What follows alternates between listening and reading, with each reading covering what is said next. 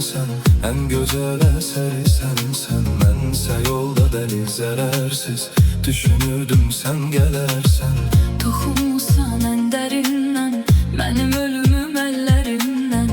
Axan yaşlar gözlərimdən, Süzülərdi izlerinden. canım xəstə, qulaq səsdə. Həzin notlar sənsən bəstə. Aram yoxdur heç bir kəslə.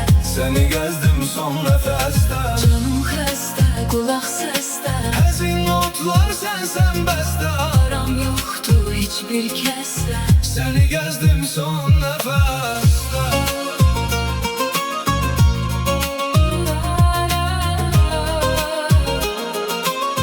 Son nəfəsdə.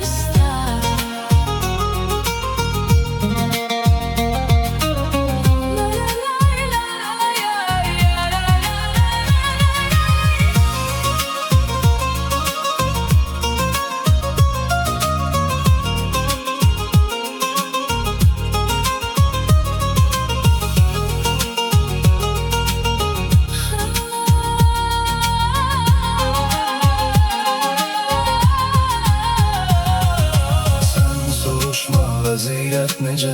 Mən bitmişəm, tükənmişəm. Ömrüm gedir sanki heç hər. Sonsuz yolda dirənmişəm.